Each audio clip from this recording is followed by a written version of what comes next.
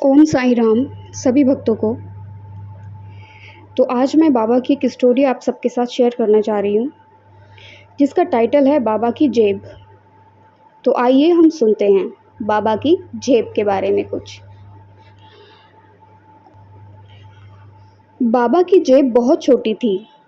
उसमें लगभग 2 से 300 तक के सिक्के आ सकते थे, परंतु फिर भी बाबा अपनी जेब से 500 से 1000 रुपये तक निकाल लेते थे। यह तो कुबेर का खजाना था।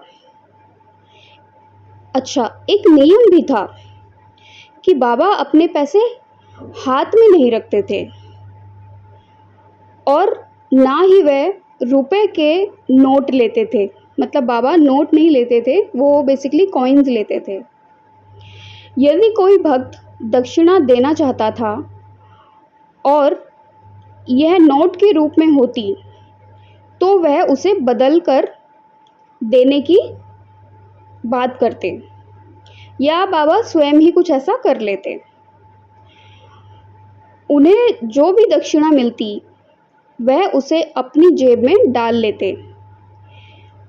वह बार बार अपनी जेब में हाथ डालते और जितनी रकम कही जाती ठीक उतनी ही निकाल लेते। वह प्रतिदिन 2 से 300 रुपये बांटते और यह कार्यक्रम महासमाधि तक करते रहे।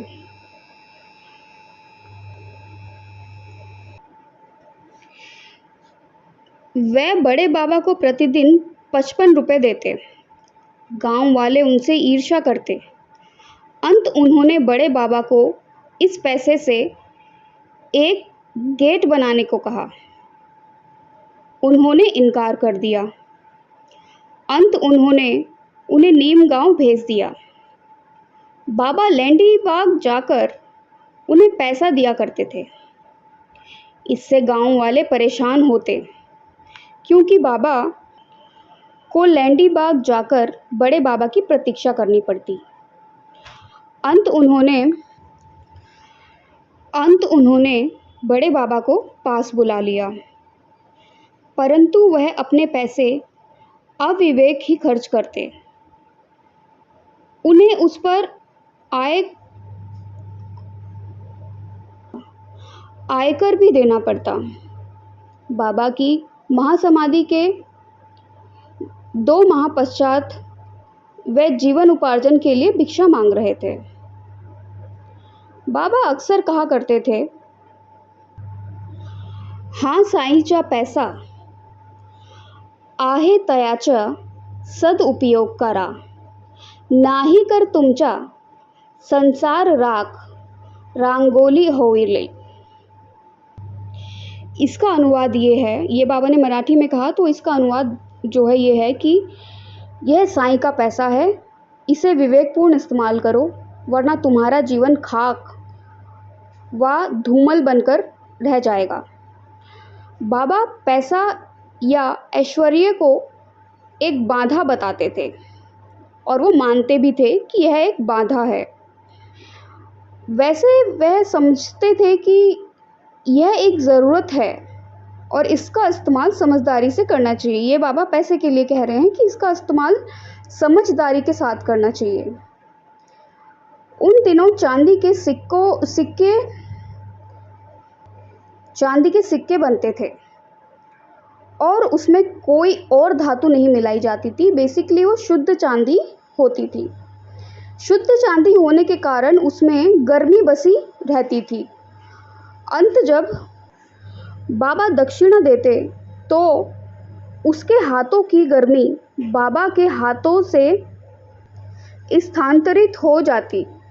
अंत बाबा उस व्यक्ति के कर्मों के प्रारब्ध अपने ऊपर ले लेते। बाबा नोट के रूप में पैसे स्वीकार नहीं करते थे, क्योंकि कागज तो आसानी से जल जाते हैं, परंतु चांदी नहीं। उनके पास एक छोटी कपड़े की पुड़िया थी, जिसमें वे कुछ सिक्के रखते थे। उसको कसकर बांध देते ताकि सिक्कों की खनक ना हो। फिर वह उसको अपनी जेब में रख लेते दोपहर के भोजन के पश्चात और जब भक्त अपने घर चले जाते तब बाबा वह पुड़िया निकालते और उसमें से सिक्के निकालते। इसके बाद वह हर सिक्के को घिसते हुए कहते, हाँ काका चा, हाँ नाना चा। यदि कोई प्रवेश करता तो बाबा अपनी थैली छिपा देते। बाबा ने इन सिक्कों को इतना घिस दिया था कि उन पर पड़े निशान भी फीके पड़ गए थे। अंत बाबा ने उनके बुरे कर्मों को मिटा दिया। वह भक्त जिनको बाबा द्वारा वह जेब दी गई, वह उनके नतीजे से हैरान थे। तात्या कोटे की 2 पत्नियां थीं, पर कोई संतान न थी।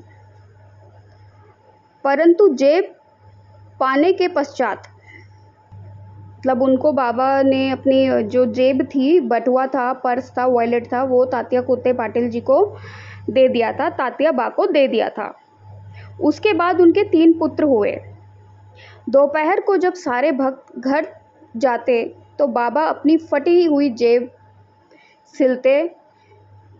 दूसरी ओर ज्योतेंद्र पैसे युक्त जेब से टाटा इमारत का एक घर खरीद पाए,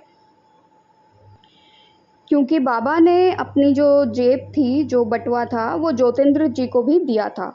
मतलब तात्या बा को जो उन्होंने अपनी जेब दी और अपना पर्स दिया, और जो ज्योतेंद्र जी को अपना पर्स दिया, वो साक्षात कुबेर ही था।